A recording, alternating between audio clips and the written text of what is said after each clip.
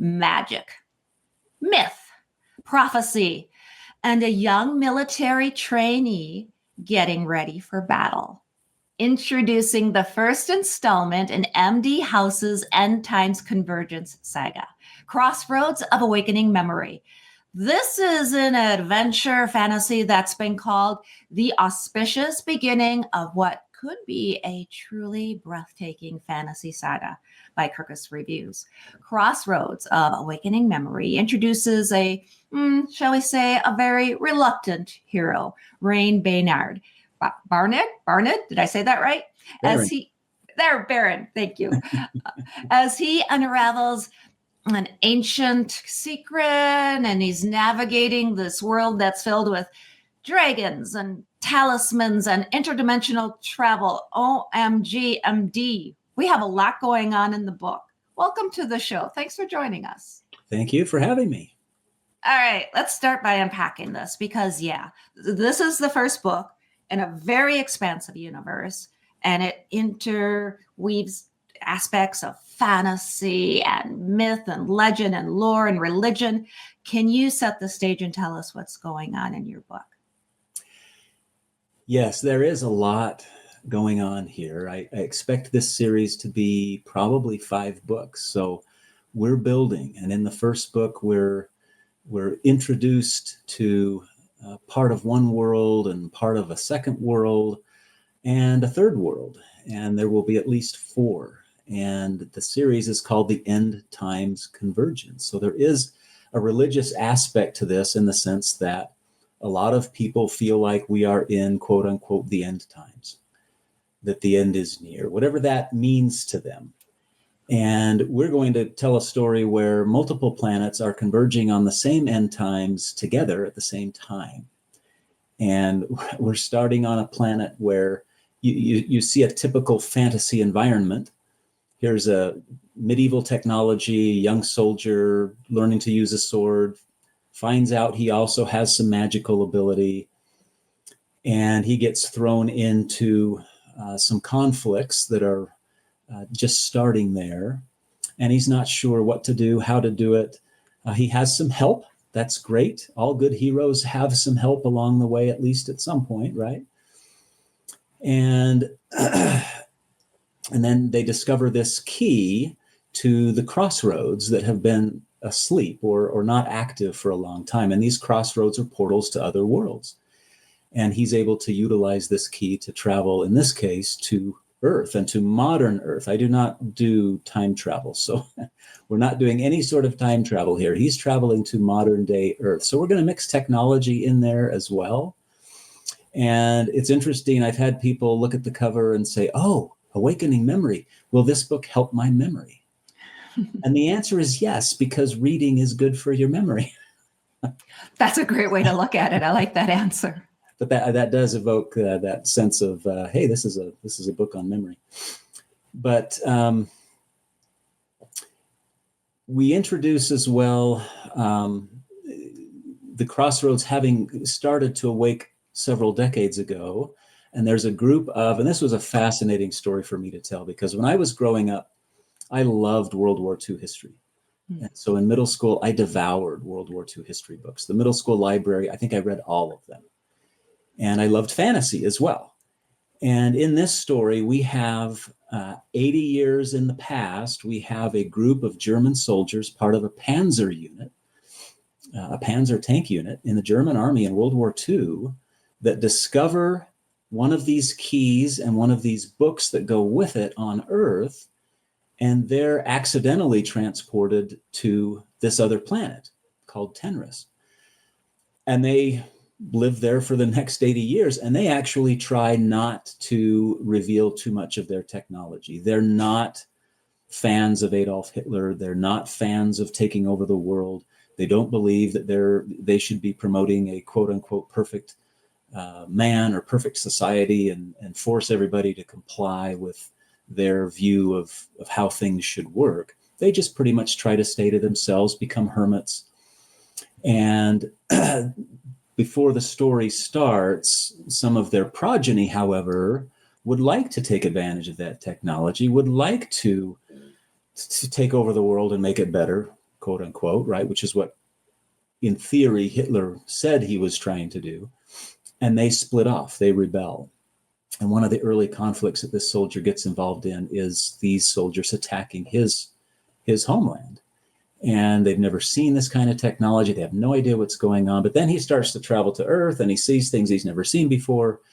And we progress through a really, really interesting story about how you meld some of the fantasy and the modern technology.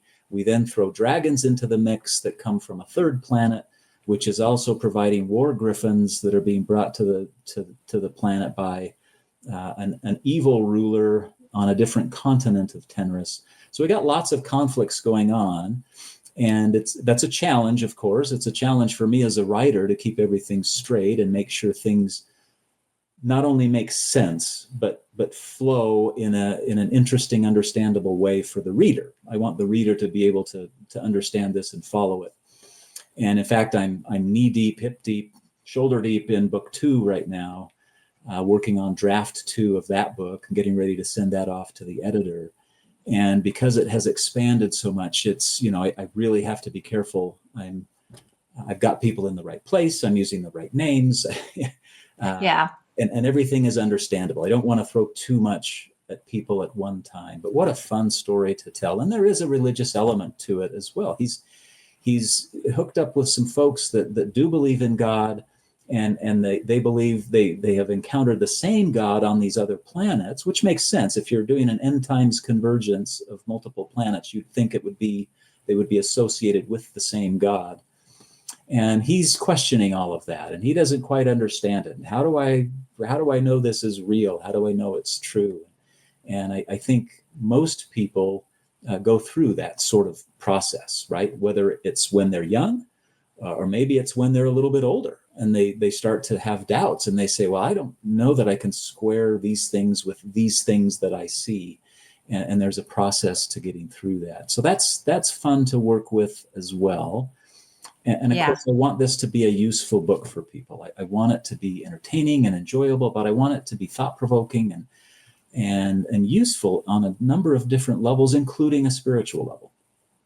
It's really fascinating the way you do weave all of this together. And it's fun having that genre bending type of a novel where you are mixing elements of fantasy and spirituality, as well as fantasy and adventure. So really, we oftentimes we put science fiction, fantasy, SF into one category because there are overlaying elements of each.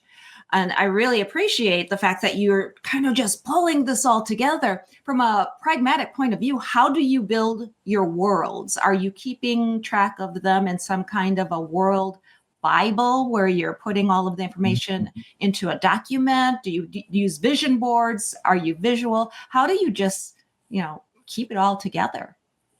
Yeah, well, I'll tell you, my background is corporate finance. So I am really good with Excel spreadsheets. I was going to say a spreadsheet, of course. and I semi-retired from that career about 5 years ago almost now. And that's when I really started to focus more on my writing. I'd written one book up to that point, and it was a science fiction novel. And I was too busy to really do much more than that. And then I semi-retired and had a lot more time, and I've written, I now have 11 books, and I'm hopefully publish 3 more this year because I gotten a lot done last year. I put a lot of things into the works. Yeah, I can tell that it takes a lot to do that. And I know. Yeah. I mentioned before a little bit about Magic Mind as we were getting ready to talk, because at least for me, that's what I find is if I can enter that focused flow state, and whether I'm putting things into, like you do, a spreadsheet or visualizing all of these different planets, because you have to keep track. It's not just the world, it's the characters and their arcs, the motivations, what's at stake. So I like to use Magic Mind. And a lot of times people ask me, well, how long does Magic Mind take to kick in? And for me, when I first started it, I got to say about 7 days, about a week, which is why I think it's really cool. They're offering a 7-day challenge right now. So people are wanting to try it, because it's not like a shot and boom, you got energy. Right. And everybody knows me for my coffee cup, because I'm still drinking my coffee too. But I'll do that shot usually in the late morning, and then it gives me that extra boost and that extra, motivation to focus and get some writing done and work as well. And kind of keeps you calm too. It's very stress reducing. So if people want to try it, there is a special offer right now. If you want to do the 7-day challenge, you can get up to 48% on your first order, or 20% off one-time purchases with our code. It's BTMY20 at checkout. And you just go to magicmind.com/BTMY20. And the link and everything is down below. But I just wanted to throw that out there, because it reminds me a lot, MD, of how all authors, all writers, they just have so much to keep track of, even just one book, but you're doing this for an entire series. So what can we expect? Where are we going to go? You mentioned that we're on a couple of different planets, but there's more coming. Can you unpack that a little bit? Yeah, well, let me follow up on what you just said as well. I'm grateful for good health, to be able to sit down at my computer and not be fighting all kinds of maladies that distract me from what I'm trying to do. Now, there are lots of other distractions in life, right? And we all have to fight against distractions, lots of different distractions. But I'm grateful for good health. I read about authors who have been struggling through really painful health issues, and they create some brilliant work, and I'm just amazed by that. I don't know. I think I'm kind of a wimp when it comes to illnesses, and I've been really fortunate to not have to deal with a lot of that. So that's a good thing. What you're promoting there is great, because if you can sit down with a clear mind and a healthy body and just focus and do your work, it's a great place to be. And I, like I said, I keep track of things in not lots of spreadsheets, lots of tabs within a spreadsheet. Mm-hmm. And then, of course, I love a good map. I drew the map for the continent, the main continent that we're talking about in this book. I hand drew it. And then, of course, I handed it over to a professional artist to create something that really looked nice. And I love maps. I love thinking through those, and I reference the maps a lot, right, as I'm writing, to make sure I know distances. How long is it going to take to travel from this place to that place, either by land or, now that we have dragons, by air, right, which is a new thing for a lot of these folks.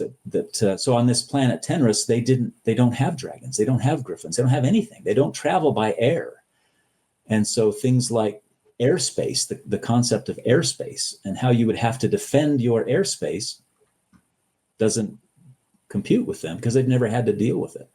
And now we're going to introduce these griffins from another planet and these dragons, and they're going to discover in book 2, I'll give a little bit of a teaser here, in book 2, they're going to discover that there are indeed dragons on Tenris, but they're hidden.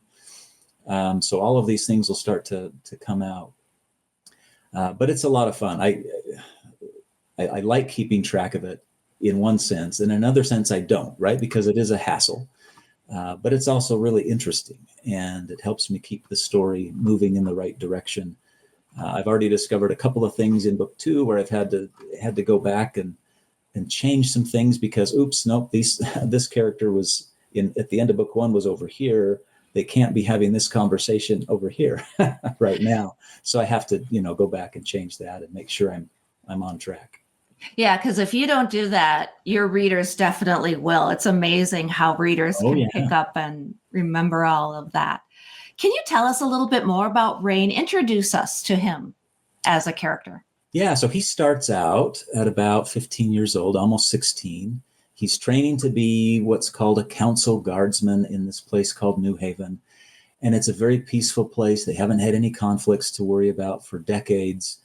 It's really a ceremonial role. His parents are farmers. He does not want to be a farmer, does not picture himself being a farmer. So he decides, I want to go be a council guardsman at the keep, the main keep of this city. And it's a prosperous city, and they have fabulous artisans. There's dwarves nearby, and the dwarves provide the metal. And he has this trainer who is a kind of mythical warrior figure who has seen a lot of battle. He's in his middle ages, not as old as me, but and he's seen a lot of the world and seen a lot of things, and he pushes his trainees pretty hard. It turns out he has more reasons than one for training council guardsmen who were essentially useless in New Haven. There's other things going on there behind the scenes that he knows about. But he's there training these guardsmen, and then they have to go out one day, and they encounter their first conflict with a large group of bandits, which are unheard of in his area. And so he's immediately thrown into a kind of a confusing loop where he doesn't understand really what's going on and how he's going to deal with it. And he's worried about being afraid, right? I worry about being afraid. If I were called to go into an actual battle, how would I respond to that? I've never had to do that. Yeah. I have a son in the army, and he's infantry, and he might have to do that. And fortunately for him and for us, he's wired differently than me. He's got a lot more of that physical courage, if you will. But this young man worries. Am I going to be able to do this, right? And he is able to do it. He gets some help, but he's able to survive this first battle. And then he, again, discovers he has some magical abilities. And he's able to use those to heal somebody that becomes one of his companions. And then they're trying to figure out these keys that have just recently been discovered that travel to other places. And his takes him to Earth without him even trying. It just does. And so we have some fun with a key that is a little mischievous, if you will, taking him places he doesn't want to go when he doesn't want to go.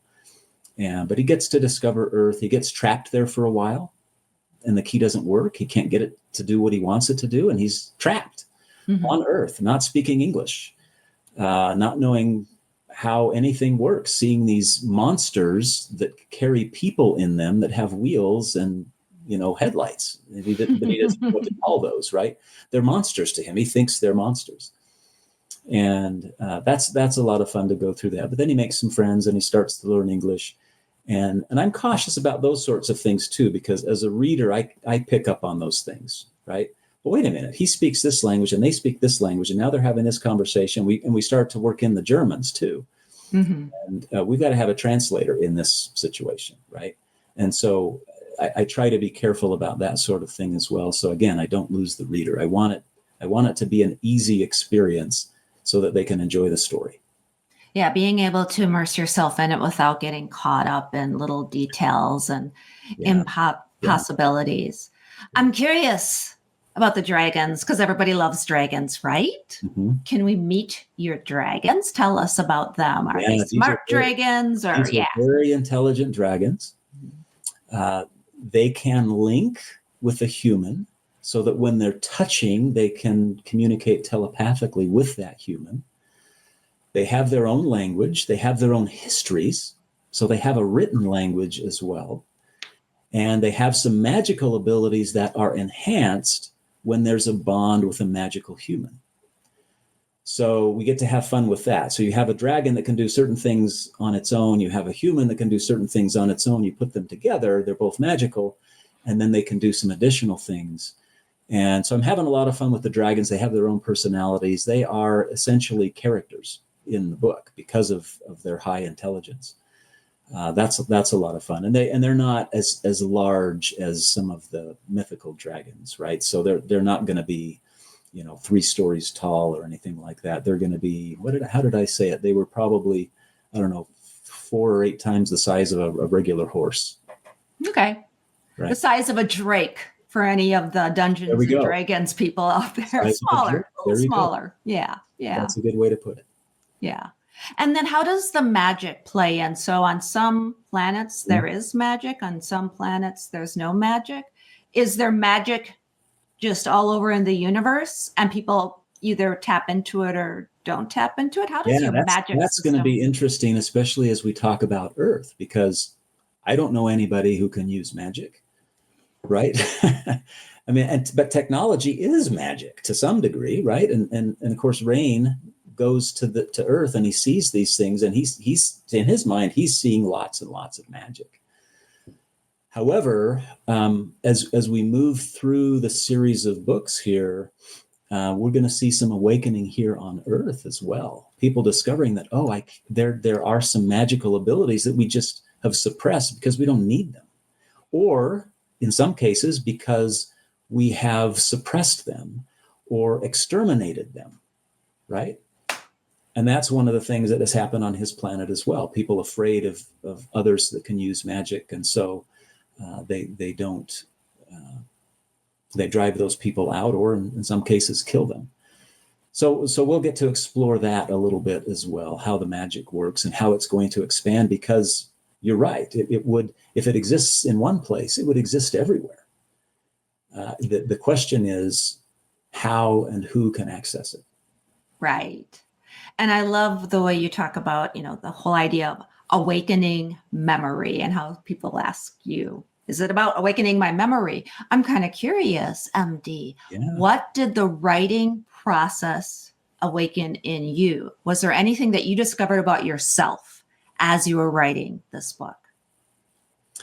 Well, I rekindled my love for fantasy. I'd written 10 books before I published this one, and 2 were science fiction and the rest were historical fiction, primarily religious historical fiction. And I'd always wanted to write fantasy, and so I got to rekindle that desire and that ability to write fantasy. And the whole thing about awakening memory has to do with, there are lots of things in our history that we've forgotten that could be useful to us. That's one of the reasons it's so beneficial to study history and to discover new history, like archaeologists finding new things that are teaching us things that we'd forgotten existed before.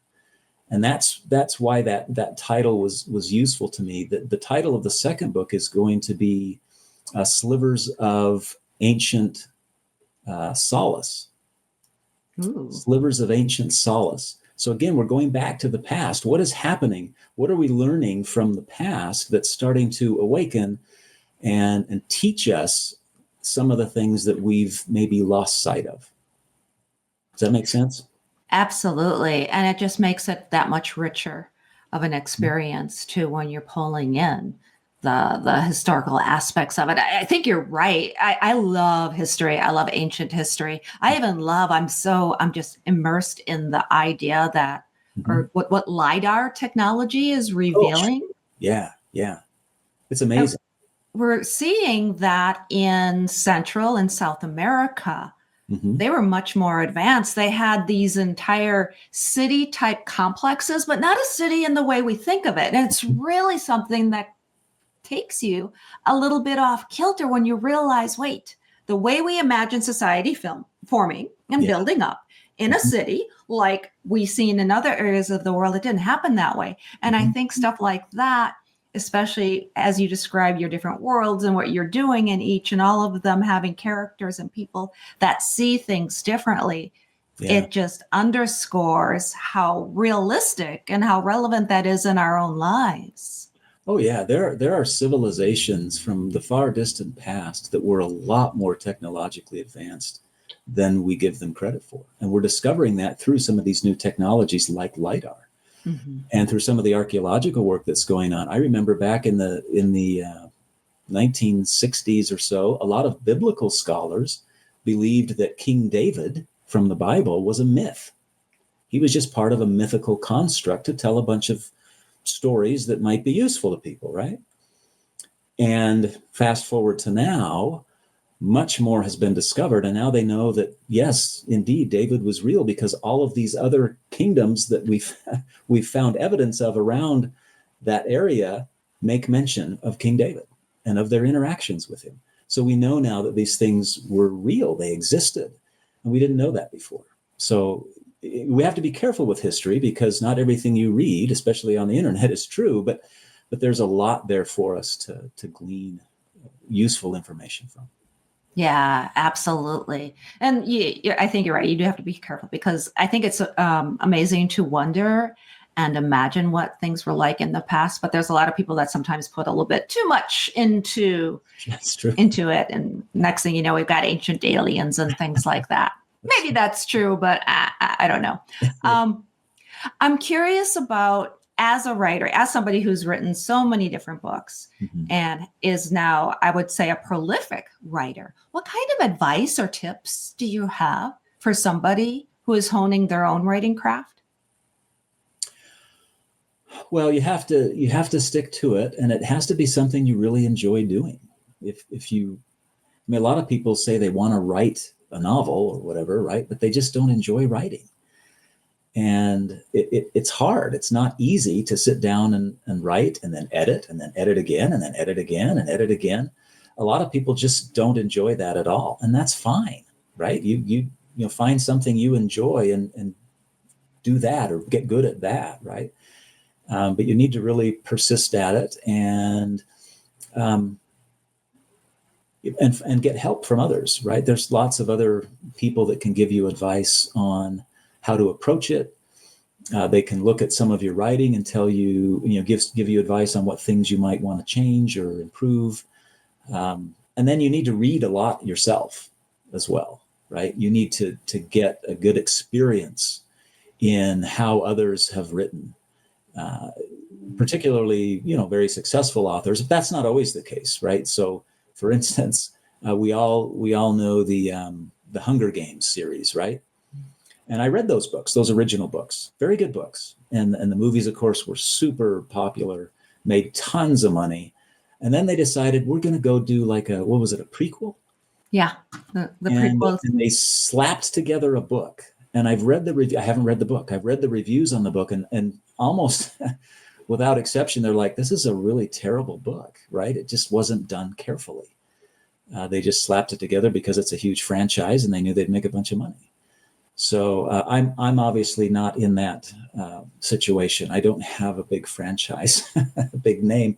So I'm careful about my craft, and I do read the works of others, and I try to glean things from that in terms of how they approach story, how they approach flow, how they move from one scene to the next, and how they link characters together, how they arc the characters.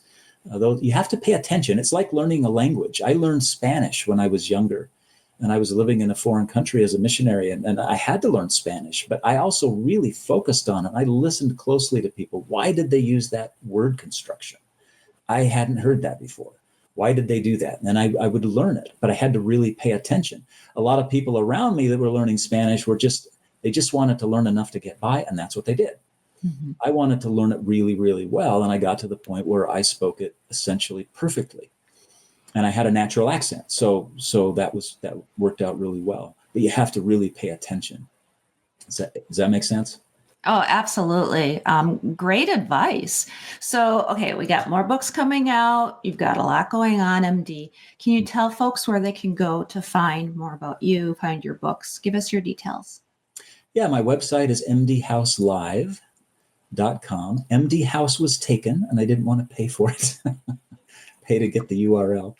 So mdhouselive.com. And then you can find me on Amazon and Books A Million and Barnes and Noble and different places. So All the wonderful places. MD House, thank you so much for joining us. We'll have you come back yeah. maybe after the next book is out. Okay. Yeah, I'm hoping this spring we'll get that one out, maybe late spring.